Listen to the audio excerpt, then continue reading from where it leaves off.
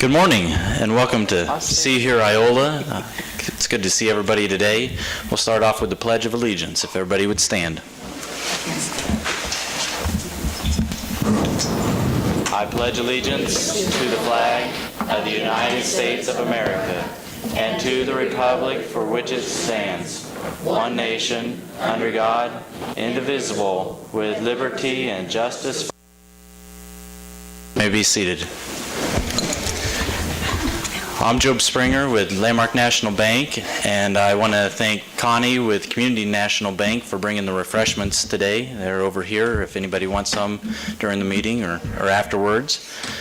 Anyway, I'll start off with a joke and introduce our next speaker after that. So, anyway, this time of the year, it's kind of a nice time of the year. Families are gathering. You got the Thanksgiving dinner, but there's a lot of tradition where people go out the following day for Black Friday sales. Well, anyway, there was this business in a town. It had been there a long time. It was just a small family-owned business, and it was in a strip mall. And anyway, a couple months prior to Thanksgiving, another business came into town to fill a vacancy in that strip mall right next to this guy's business. And anyway, the business offered the same products pretty much as this mom and pa store, which was very scary for this guy. But then just another month later, another business opened up on the other side, again offering the same products. Well, as most of you know, Black Friday usually, as it gets its name, where businesses go from being in the red to being in the black, where they, for the first part of the year, realize a profit. So he was really distraught when the one business owner put up a sign that said, "Best Black Friday deals." And this was a great big sign, and he didn't know what to think about that. But then the guy on the other side put up a sign that said, "Lowest Black Friday prices." And there he was, stuck in the middle, and he was losing sleep over what he should do, until one night he thought of what he should do. And the day before Black Friday hit, he put up the biggest sign of all. And you know what it said? Main entrance. So anyway, with that, Carl Slaw will talk for the city of Iola.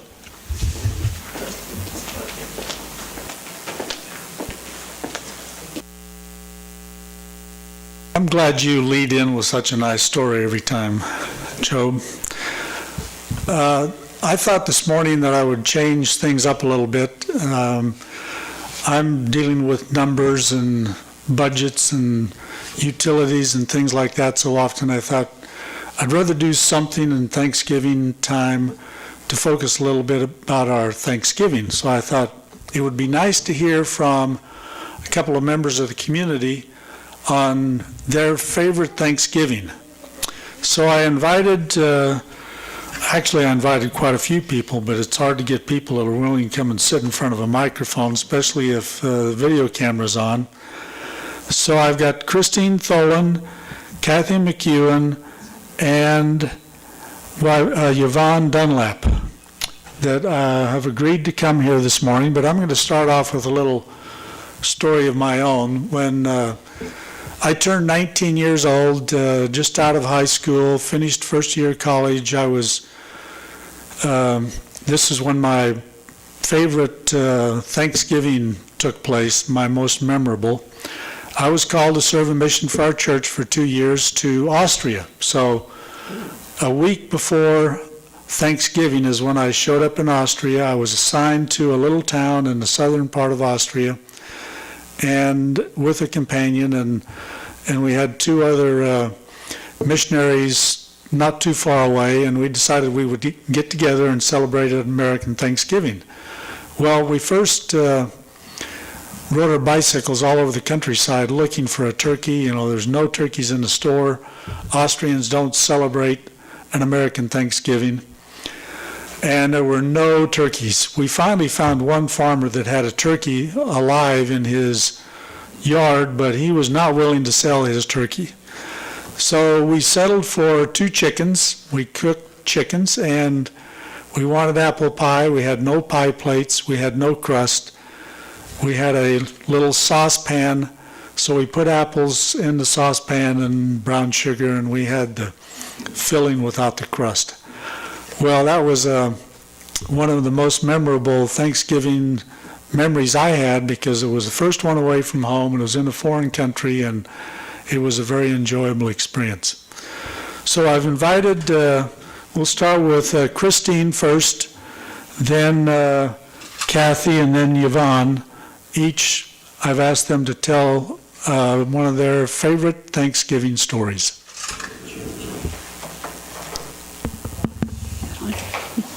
Hello, I'm Christine Tholen, and my husband and I were in the Air Force for quite a while.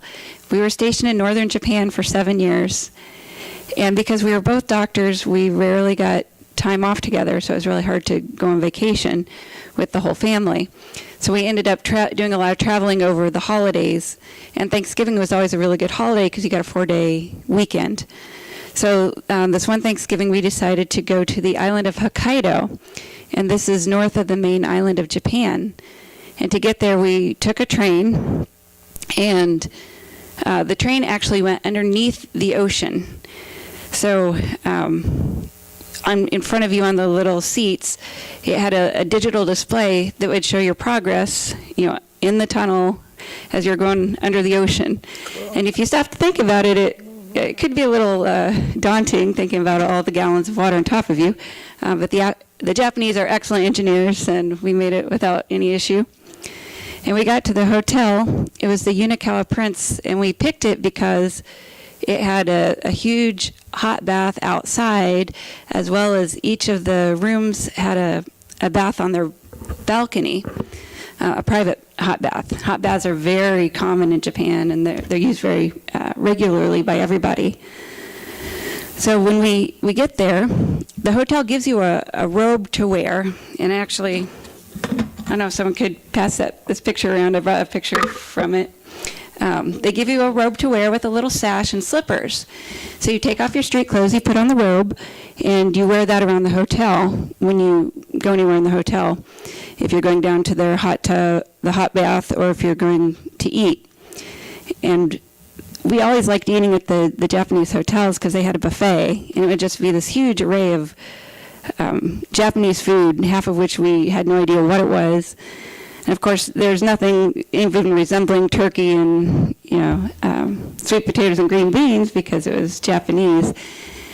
There was lots of vegetables. There was seafood, sushi. They had a chef that was cutting the sashimi. I didn't really go for the raw stuff, but the cooked stuff was good. Sometimes it wouldn't even have some of the labels would have English on it, some didn't. Some was just in Japanese. So we just would try things. And my favorite was the little Japanese desserts. They'd make these little tiny desserts, and they were just beautiful and artistic, and they'd give you this itty-bitty spoon that looked like it was even smaller than a little kid's spoon, and you'd eat this little dessert with this little spoon. And, we thanked God for His grace and His mercy in our lives, and, how His hand has been with us in our travels. And, even though we weren't with family, we weren't with extended family, our family was together. And Chuck wasn't deployed, and I wasn't deployed, and we were with our 2 kids at the time.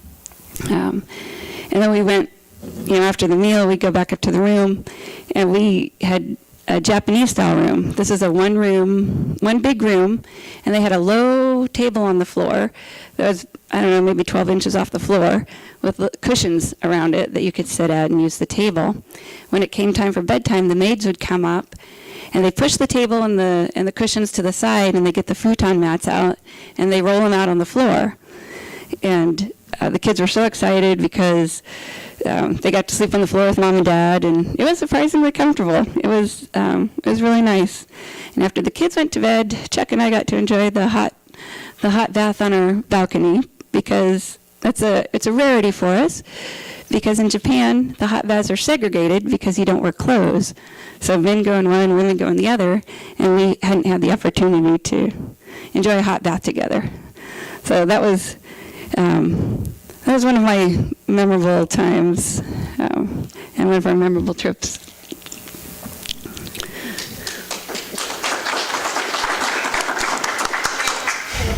I'm Kathy McEwen, and for the record, Carl did not tell us that this was going to be recorded for posterity, so, but that's okay. I'm happy to be here and share. Gosh, I thought about this quite a lot, and growing up, you know, it was Thanksgiving especially was all about extended family.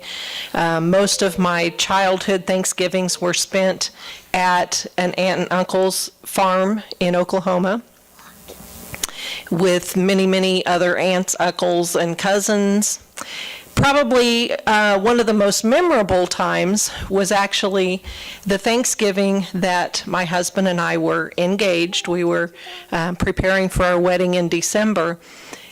And he went with me to my aunt and uncle's farm for Thanksgiving. And there were a lot of people there. And I wasn't sure after that if the wedding would happen in 3 weeks.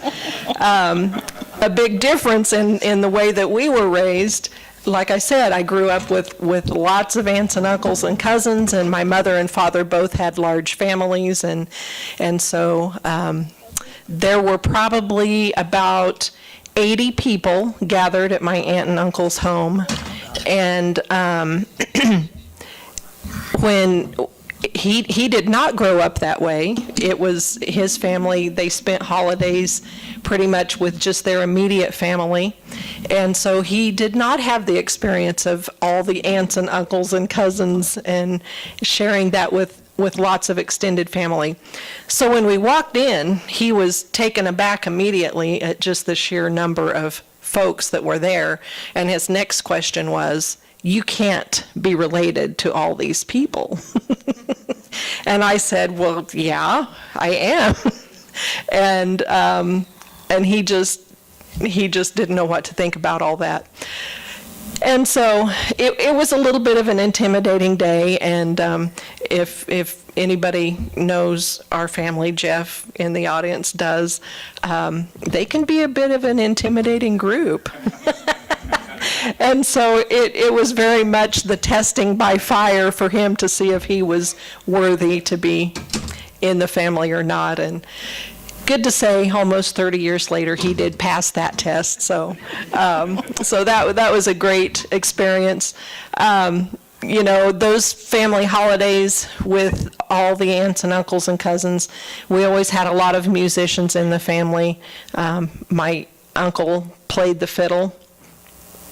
And so after we would share our gratitudes with, as part of our family prayer before we shared the meal, at the end, the day always ended with Uncle John breaking out the fiddle, and whoever had guitars and whatever else would join in with him. But the memories of that and singing and listening to them play are very fond memories.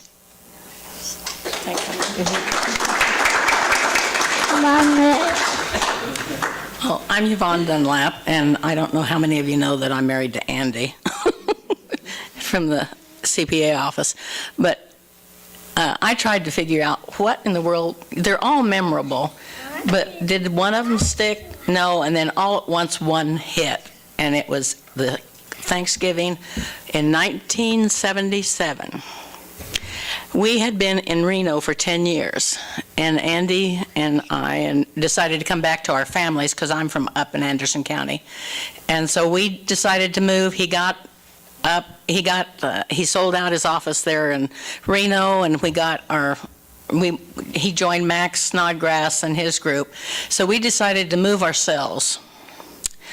The Thursday before Thanksgiving, we had sold our house, and so we were loading up everything. Andy's dad and mother and sister Beth came out to Reno with a 4-door truck that was pulling a gooseneck flatbed trailer. And we rented 2 of the largest U-Hauls you can get. And we had a station wagon. And you have to understand, my husband's a Hudson nut. At that time, we had 4. So we were going to move all of those. So we put all of our stuff in the 2 U-Hauls. And we started out and we put the 55 Hudson that he had went on the flatbed trailer.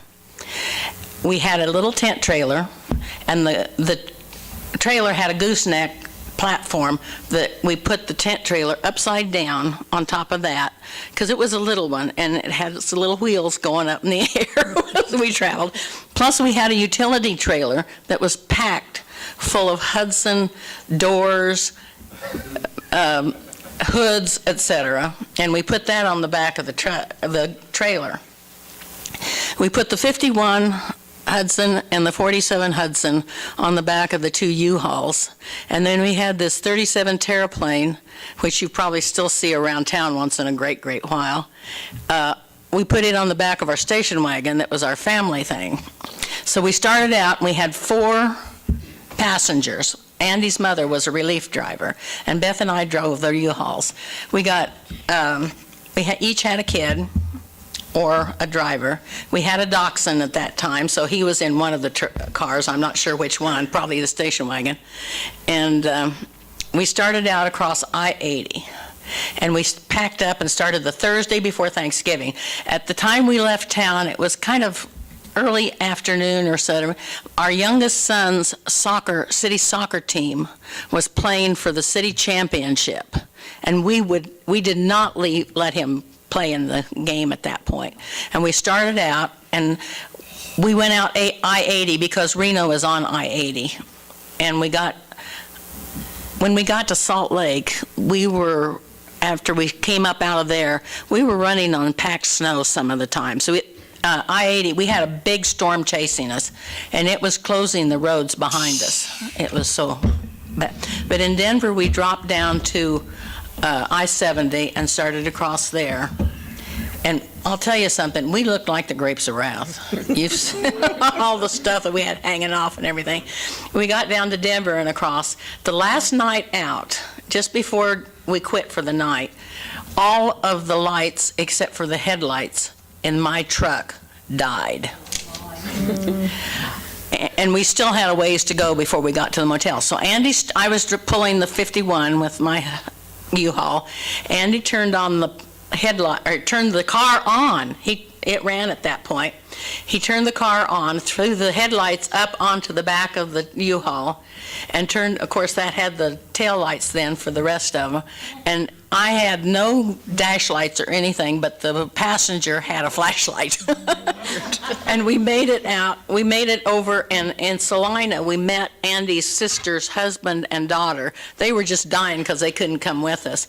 And they came on down then to Iola, and we moved into a little house right next door to Andy's folks that his aunt and uncle owned.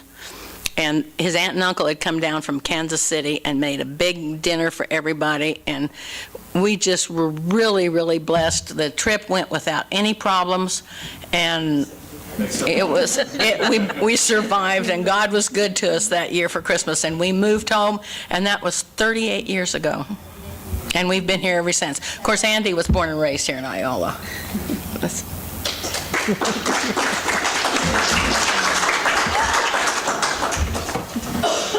Thank you very much, Christine, Kathy, and Yvonne. You can go back and sit down unless you want to stay up here in front. Appreciate you coming.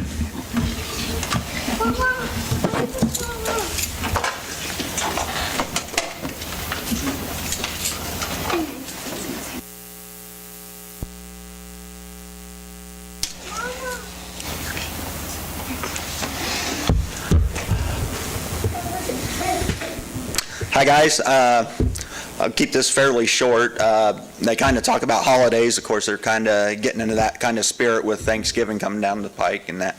And, of course, the Register, we're excited as well. He mentions Black Friday. Well, we're gonna be ready for it. We've got all sorts of information coming out in the next week prior to Thanksgiving about these Black Friday sale ads. We've got some local businesses that are really gearing up for the holiday shopping season, and we want to try to tout those folks as much as we can.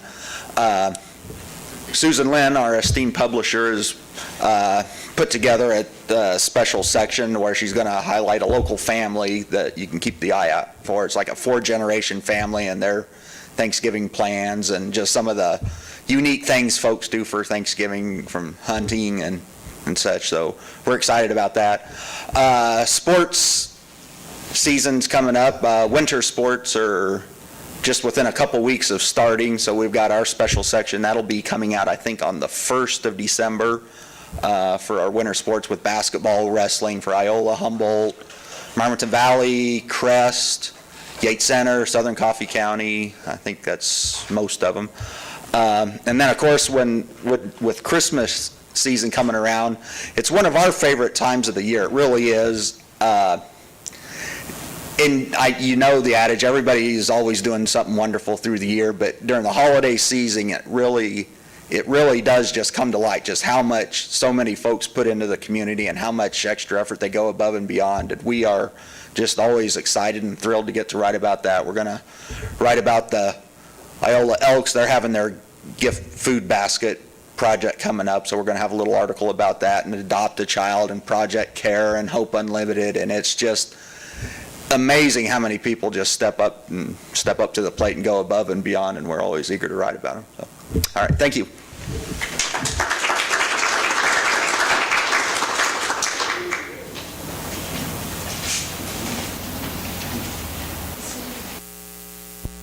Our next speakers are Daylight Donuts, Mr. and Mrs. Chitt, and their employees, Jessica and Lydia. They're going to tell us more about Daylight Donuts. So here we go.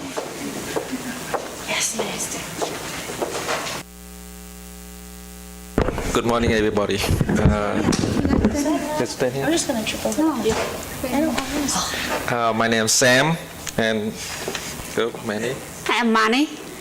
That's you. I'm Lydia. I'm Jessica. And today we would like to thank you for everyone in Iola to support our business. And we opened the 3rd one in Iola and the 4th one in Garnet in December 2nd.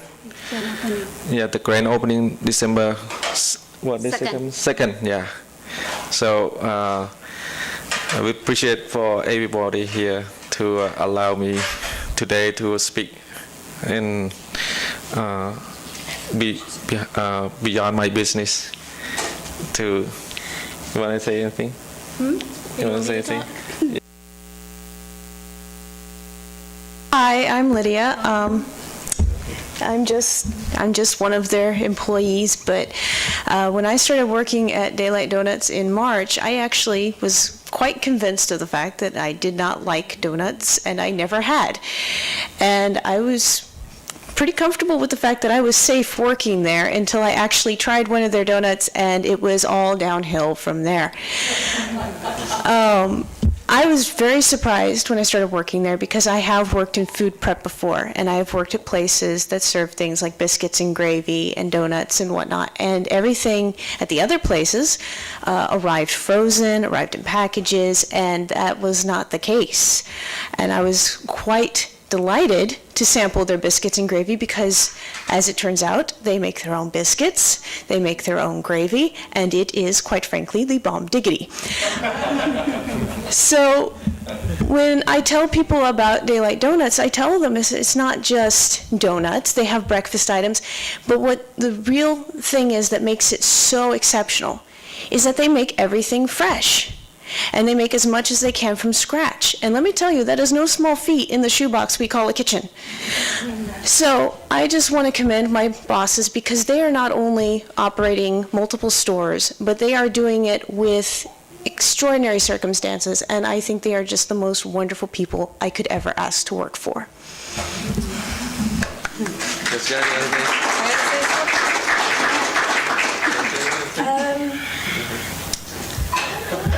I'm not going to lie, I'm a little nervous here. What should I say?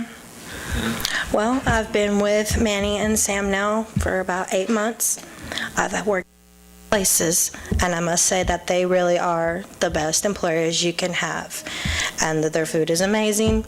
And the co-workers, oh yeah, we have our fallouts. But we still love each other at the end of the day. And yeah, we try to make it an enjoyable experience for everybody, including ourselves. Okay.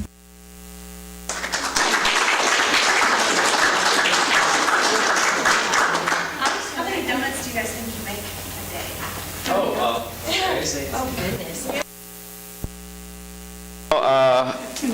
I'd say about 500 donuts. Around about 500 donut, you know. Then a regular day, and start from Friday, Saturday. So the donut maybe 1,000 donuts, something like that. We're talking about today, but the first time we open, like triple like that. Yeah, triple. So. Do you get people,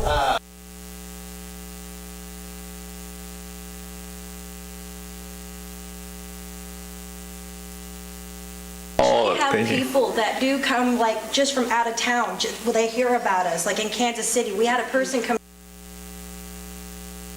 Yes, and a pine cone. Clear pine from cone. Kansas City because they heard about us. Yeah. Yeah, the word has definitely traveled. We actually got a lot of people when the We get asked for directions a lot. Okay, sure. What are your hours of operation? Our operation from 5 a.m. to 1 p.m. Yeah. You mean that we cooking? So we start from 2 o'clock. 2 o'clock in the morning. Yeah, 2 at the morning. So the bakery business is hard. It's hard. I sacrifice everything. Yeah, to make it strong. So do all four of you work at this one, or are you scattered at the different four places?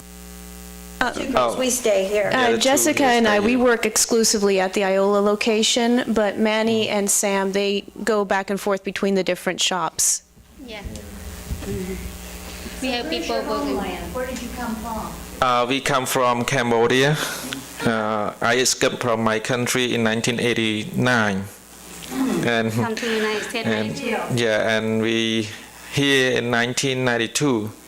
Good for you. Yeah, thank you. And we start open on We started the donut business in 2002 back in Minnesota. Yeah. So we sacrifice a lot to make it run smooth until now. Yeah. So, and we thank you for everybody in Iola. For can you correspond with people back home now with the Vietnam or not? here Cambodia. Cambodia. Yeah, we can. Yeah. Yeah. You didn't mention the cappuccino. Oh, okay. We've been told to Our have the best. cappuccino is also the bomb diggity. Okay.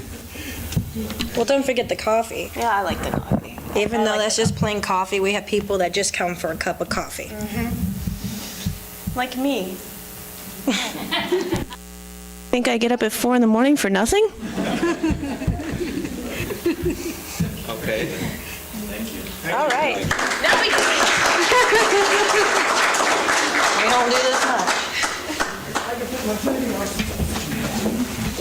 Well, I was the lucky one that asked them to come and talk, and I walked in there. I'd never been in because unlike her, I love donuts, so I stay away from all donut shops, or I would be this big, and I can't eat just one. I want a dozen if I'm going to eat one.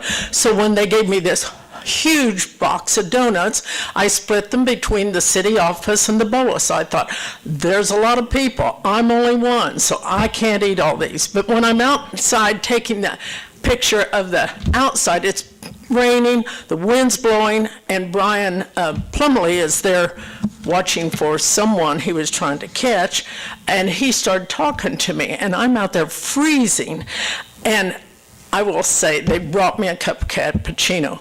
That is one of my huge weaknesses, so I told myself, I'm not going to drink this. I was so cold, I started drinking it. Well, you can't drink just a little bit of cappuccino from there. So I drank the whole thing, and I told my daughter, I said, you're not going to believe what happened to me today. And she said, what? And I said, I got the most marvelous cup of cappuccino. It's better than Quick Trip, and Quick Trip is my one stop I make on the way to Wichita all the time. And she said, "Oh, Mom, don't drink too much of that or you'll get too heavy." And I said, "I know." I told myself once a week, maybe, so I thought, should I go today? And I thought, no, it hadn't been a week yet. I can't go today. Okay. I want to say the chamber news, too. I've got a bunch here.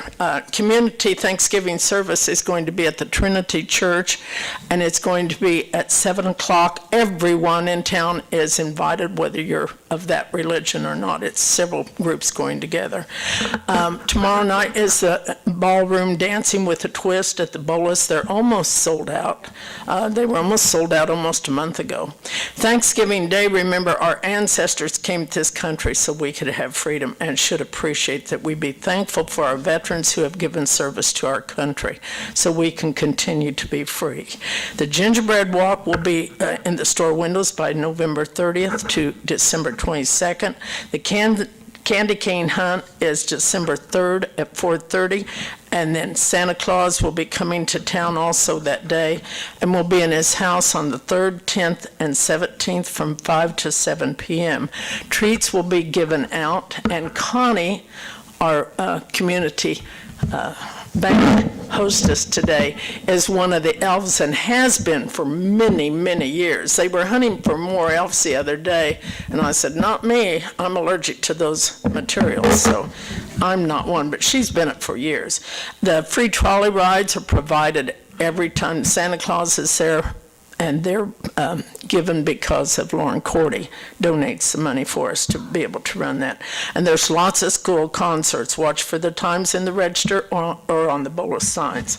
That's the chamber news. And they do have a new director. I did invite her to come today to just see what this is all about, because the chamber is in partnership with the Historical Society and the bank and the city. Okay, because I had Veterans Day, and I also had Thanksgiving on my mind. These centered around these, so these should be easier. I should have more people that know the answer. Armistice Day was started to celebrate what war? World War I, yes. He raised his hand, but you spoke out. That was okay. Oh, okay. Oh, one finger, okay. 11, 11, 11. Now, what is it called? Veterans Day. Yes. What state got Veterans Day started? Kansas. How many years ago did Vespers start? Oh, I don't know. There's a reason I'm into this. Carl's grinning. I tried to get him to come and sing bass. We need more basses and sopranos and altos. Started 55 years ago. Who started it? Who? The music club started. Music club started it. Thank you, Vaughn. See, I knew there was another reason you were in the audience. How many performances have Vespers had, including this year? 54. Kara knows that. I was talking to her the other day. Who can sing in Vespers? Anyone.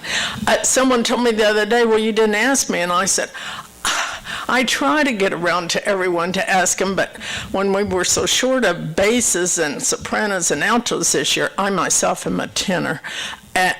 I was begging Carl to ask his church and Kara to ask their church. Well, we had about 6 people show up. Wonderful voices showed up that night. So I don't go all over the city asking, but anyone can join. Now, it's starting to get a little late unless you can really read music and count time, because we only have a few more practices. But it will be on December the 13th at 3 o'clock in the Methodist Church, United Methodist Church, which, if you don't know, that's at the corner of Madison and Sycamore and Broadway. It's Madison and Buckeye. I'll get it in a minute. I thought, no, the bolus is. I go to all of them. All right. Who is the main person who started the first Presbyterian church in Iola, Kansas? Now this gets harder. Oh, give me his initials. No, that'd give you the answer, Barb. You should know. Okay, I'm going to give you another hint. First banker? Northrop, L.L. Northrop. Where was it located? And Jeff, you might know this. It's where we are fellowship. Yes, it was located right at Madison and Chestnut. What was the name of Chestnut before Madison? What was the street name of Chestnut before it became Madison? Chestnut in Madison? I mean, before it became Chestnut. Madison. Yeah, Madison was there. Chestnut runs north-south. I'm asking, what was the name of that street? Do you know it, Carl? Western. We've changed some of the names of our street. I was surprised when I started doing research, Strawberry and Peach and all of those were around. So, okay. That First Presbyterian Church, by the way, was the first one in southeast Kansas. And it was in the mid-1800s. Why did the Pilgrims celebrate Thanksgiving? Don't miss this. To make the Indians happy. No. It didn't make the Indians happy. Why did they? Thanks. Thank you, Barbara. It was thank you for their crops. When was the first celebration from the feast held? 1621. I just thought I'd give you some Thanksgiving quizzes, and your program fit right into it, Carl. Thank you, ladies. I loved what you were saying because I've been to those places where you were talking about, and my Bonin and her husband moved here after we were here. So it's fun to eat different food in different places, and hunting a turkey, Carl, is impossible when you're overseas. We've been there. Thank you. Donna, you didn't say that, I missed the date for this Thanksgiving dinner. It's not a dinner, it's a service. Oh, the service. And it's this coming Tuesday. Oh, this Tuesday. This Tuesday, instead of Wednesday, it's Tuesday, okay?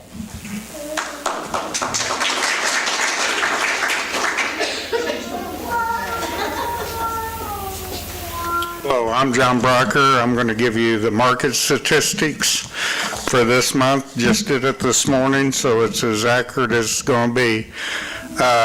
In Iola, right now on the MLS, there's 35 listings.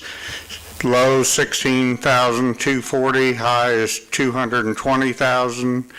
Mean list price is 79.9. Average days on the market 101. Average size 3-bedroom, 2-bath, 1,700. Okay, last year closed from January 1 to date was 32 in Iola. You can see the lows, the highs, and the average. In 2015, we had 40 closed sales, 11,000 low, 260,000 high. For the month of October, there was 3 sales closed in 14. There was 4 sales closed in 15. For the county, and this also, again, I make this disclaimer that it counts Iolas as well as everything in Allen County. There's 50 listings right now, 16,000 low, and high is 220.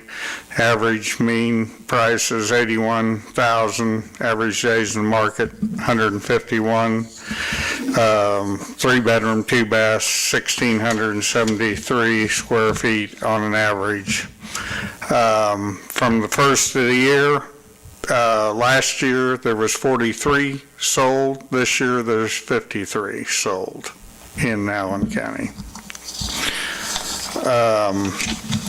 In October, of course, it takes in Iola too, but last year there was 4 sold. This year there were 7 sold. You can see the average days in the market and the mean. For the month of October, in the state of Kansas, housing sales rose 1.3%.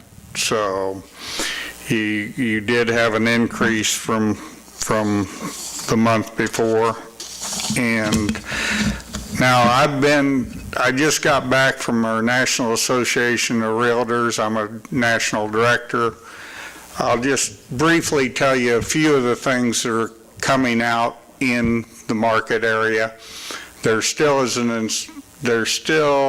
talking about there probably is going to be an interest hike. So that is coming, but it may be a couple months before that happens. Big issues which I think affects here, that EPA is still on the rampage on, I hate to say it as a rampage, but they're still active. They're still trying to push lead-based paint in commercial buildings, yet they can't prove one case of lead-based paint anywhere.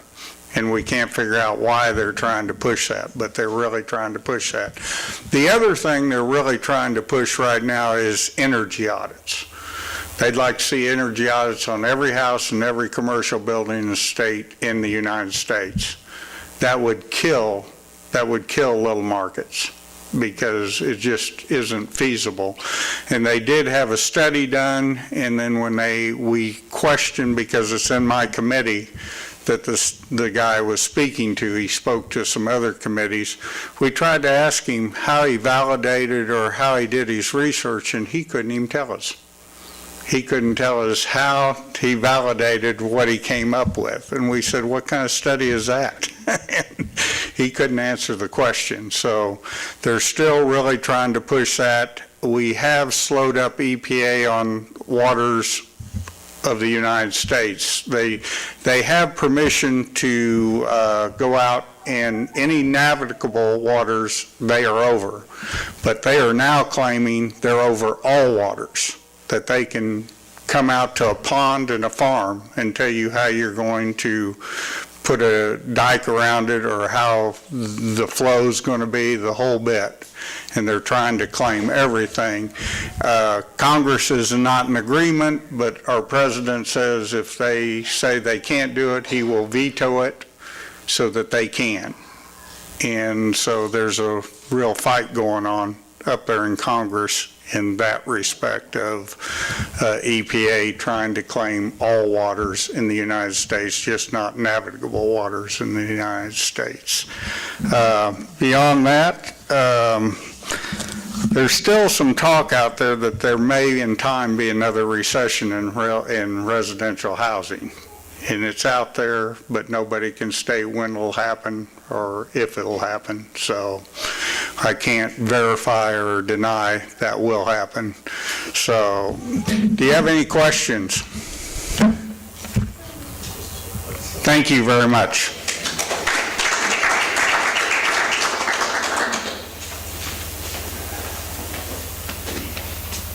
Our next speaker is Jeff Coakley. He's the new executive director for the Allen County Community Foundation. So, thanks, Joe. Okay, I got to tell you, Job told me when he enlisted me I had about 45 minutes to speak.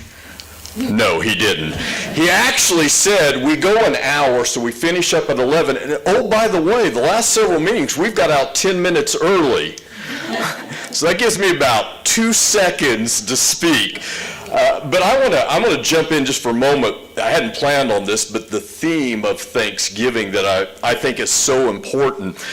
Most of you know a little bit about my background. I've been a pastor in Iola for over 20 years. I was here, and then I went to Hutchinson, and then I came back. And Kathy McEwen's comment, I was Kathy and Mike's pastor here.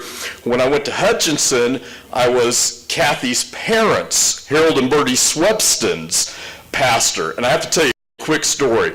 I'd get up to preach, and I kid you not, every service, Harold Swepston, music, he's fine. I get up to preach, Kathy's dad, 5 minutes into the sermon, he's going, just looking straight up, and I'm thinking, am I really that boring? Is it that terrible? But here was the thing. As I was younger, God taught me a lot of important lessons. I'm pretty thick-skinned, so that didn't bother me. But when you're talking about Thanksgiving and veterans, one day I got called to the hospital, and what I discovered was Harold was in Korea, and he was absolutely filled with shrapnel. Harold never slept. more than an hour or two. He's in pain all the time. And what struck me was, it'd be easy for him to just stay home when he doesn't sleep, but it was so important for him to be in church. And you know what? I love to see him after that every Sunday going, just like this. They're salt of the earth people, and it's part of why I like Iola. I grew up in rural farm, Kansas, small little town, 1A school, but we lived out in the country. And what I found in 20 years, they're salt of the earth people here. We talk about Thanksgiving. My wife and I, one of the things that was our highest goal was to teach our two boys to be thankful. And we go through this and we talk about Thanksgiving. We say everybody rises up and we really should be thankful all the rest of the year. We do the same with Christmas. We say, I wish we could it's the old Ebenezer Scrooge, I'll keep Christmas every day in my heart. And so we decided one of the ways that we wanted our boys to be thankful for what they have is, one, we've taken mission trips to incredibly hard places. Kathy and Mike and their young daughter went with us to an orphanage in Mexico, and when they see that kind of poverty, it's hard for them to forget how blessed they are. But one of the things we do as Christians, and I've tried to teach parents, you might teach your grandkids or somebody else's, every week we would put money in the offering plate. And every week after I'd write that out, as a family, we would gather in a circle and we would thank God for the things that we had. We said, this represents all that God, the money that we have, the jobs that we have, the toys that you have, the food that we have. And here's what I want to tell you. As I have transitioned in the last 4 weeks into the work of the Allen County Community Foundation, to me it's a continuation of people who are so grateful, and they give back to help all of these other organizations. And while I've tried to teach parents, do this every week with your kids, remind them of what they have. Even if you do not have some sort of faith conviction, there are still people in this community that are so generous, and they're making a difference.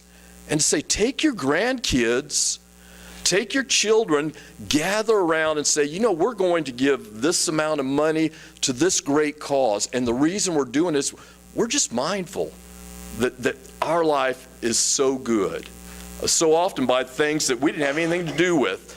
I love the fact that I was born in rural Kansas. I love the fact that I'm a Kansan. I didn't choose that over Cambodia or some other place. God just blessed me by being here. Great family and great people around me. All right, I've got, if you're the kind of like my wife, I said she's a little OCD and I'm a preacher, so you have listening notes. Those of you who are OCD probably won't be able to leave unless you fill this in. I know she does, and she tacks things off as she goes along. I'm going to go through this pretty quickly. Allen County Community Foundation exists to assist great organizations and people to achieve their mission. We're talking about partnership, teamwork. We're here to help those great organizations in countless numbers of ways to achieve their purpose. This is not really the official vision statement for Allen County Community Foundation. It's my vision. Our vision at the Allen County Community Foundation is to make the vision of great organizations and great people. It can be a small group of people who gather together to say, we want to make a difference in whatever community we live. My vision, our vision, is to make your vision become a reality. So, how do we do that? This is not exhaustive. You have notebooks with all kinds of information. For time's sake, I'm not going to spend a lot of time, but I'm going to give you 6 bullet points. First one is that we are a 501c3 organization. So let me give you just 2 examples that you may be aware of. We work with Wings of Warriors, which is a cancer support group. As a pastor, I've buried some of those folks that are relatives that are passionate about helping other cancer people. In some cases, I've walked through and we've defeated cancer together. Small group, they give out gas cards to help people get to Kansas City or wherever for chemotherapy. They pay for meds for chemotherapy. They don't have a 501c3, and if you've ever been through that process, it's extremely lengthy and cumbersome. They don't want to get tied up in that, so they have an account with us, and what happens is people are able to give money to the foundation for Wings of Warrior, or let me give you another one you may be more familiar with. Iola Farm City Days did not have a 501c3 last year. So you can give to them directly, but you're not going to get a charitable contribution off of your taxes. If you give to them through us, that makes everything easier. We issue them their charitable contribution statement at the end of the year. They don't have to worry about all that paperwork. We'll handle all that. So for a lot of small groups, that's one of the things we can offer. And obviously, I'm going to tell you, in 4 weeks, I've been to more hot dog feeds, and I'm going to look like donuts after a while. But I mean, we're talking about, again, salt of the earth people standing out at night in the cold rain, selling hot dogs for $1 a piece so they can help somebody with their cancer treatments. You know, that's inspiring to me. And if I can help that group raise funds, if I can help them in any way, I want to do it. So 501c3. The other thing is, because we are a foundation, we've had people come in and say, well, there's a company out there, a corporation, that says they will give money to our cause, but they won't unless we're with the foundation. Again, a group like a Wings of Warriors or a local small group, they don't have some national level name and reputation. So a lot of corporations, big companies will say, we understand what a foundation does. They're all across the United States. And so we can attract a few larger donations, some corporate match money, et cetera, that it would be hard to do, especially for a smaller organization. Fundraising. We can receive almost any type of a gift. You can give us a car, you can give us a boat, we got a house. One of the great things that's cool in Kansas is they have this thing called the gift of grain, and a farmer could take his grain down to a grain elevator and he transfers it over to the foundation, so he reduces his taxable income. And if you're a farmer or you know farmers, you know they pay that self-employment, which is a lot higher. So it's a big benefit to him. We get the money, we distribute it. One of the other neat things about being a foundation is currently we have over 30 local groups and organizations that we support. So in that one case, this farmer said, here's 4 different groups with the foundation that I like. And so his grain is going to 4 different charitable groups. So we do fundraising. We're working with Emprise Bank right now and doing a payroll deduction for Allen County Regional Hospital. We've tracked pledges, over $500,000 in pledges that were going to the hospital. We track that for them. We issue all the charitable contribution statements. John Robertson with Thrive is working with us now to do grant writing. We're working on estate plans, which will be a lot of money down the road for some great organizations. And I won't go into details on that, but that's a great way. Also, I will tell you is, one of my strengths is I'm extremely creative. So right now I have about 6 different organizations I'm working with some fun, great ways to raise funds with them. And I'm just bursting to tell you, but I can't because they're not a done deal yet. We don't even have a count with right now with the Veterans Day Parade, but I'm a vet. Our foundation marched in it, and I have a great idea, and some key players in the community have already said, we'll help out with this to raise money to make that even better. So a lot of different things. Endowments. If you don't know about endowments, this is what we call forever money. You put money in an endowment, nobody can ever touch the corpus, the principal. You live off the interest of it. So right now with a lot of our great organizations, what's happening is, in reality, it'd be the same as you or I living paycheck to paycheck. great organizations, but in reality, if money doesn't come in, they don't exist anymore. We are going to really encourage and find a way for these groups to create endowments. That's the long-range picture. So at some point, some of these groups that are doing hot dog feeds and car washes and cookie dough sales and all the other things, if we have enough vision, we see out there, we can create endowments that will continue to grow. Eventually, you don't have to do any of those, and more money comes in through the miracle of compound interest. We're going to educate and encourage people and say, you know what? I may not be here 20 years from now. I may already be gone, but part of my legacy to the community will be all these groups that will live and the great work they're doing forever and ever. There will be finances there for them. Promotion and publicity. We're doing a lot to get the word out about some of these organizations and what they're doing in various ways. I do some radio ads. We have a website. We do stuff on Facebook, etc. And if you go to the Allen County Community Foundation website, you'll see that you can donate money on there to any of these organizations. If you click on the box, there's going to be a drop-down menu of all the organizations we work with. And so what happens is somebody's going to go there and say, you know, I'd like to give some money to the hospital. And when they put it and they drop down, they go, well, you know, I like what ACARF's doing also. Yeah, I like the library and the Friends of the Library. I think that's important. And there will be more money that goes out through those things. Finally, moving along as quickly as I can, back office services. Again, for small groups, we handle all the paperwork. If it's a pledge, I mean, we're sending out the reminders. We're tracking all the pledges. For larger groups that get sometimes multiples of $1,000 as far as checks, we've had a couple of those come in this last week. So we notify the hospital, we notify the organization, they write thank you notes, we write thank you notes, we track all that. At the end of the year, we automatically kick out the charitable contribution statements, we mail them out. If you're not familiar right now, as the director, I'm a full-time employee, and by full-time, Gary will vouch for, that's about 70 or 80 hours a week, the first 4 weeks.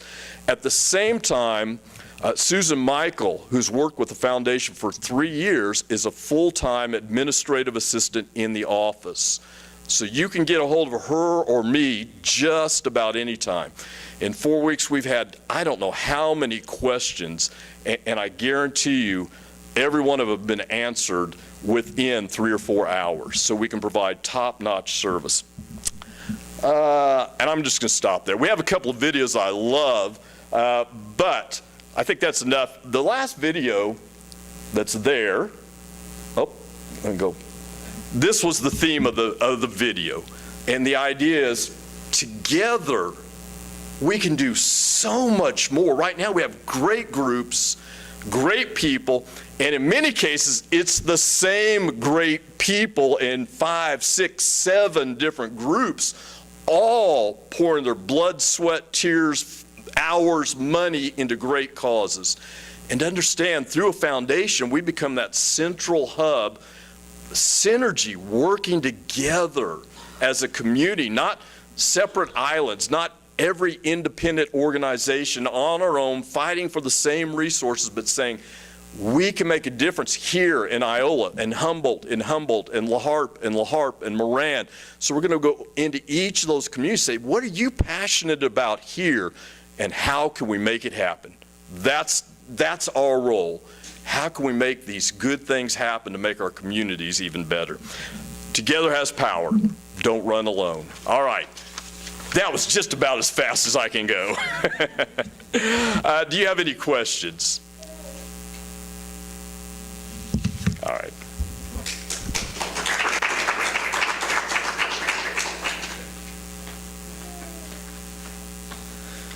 I want to thank all of our speakers and all the audience for showing up today.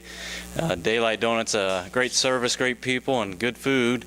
And the Allen County Community Foundation, it's such a great opportunity to give back to the community and for those benefits to continue on into the future. So thank you and have a happy Thanksgiving.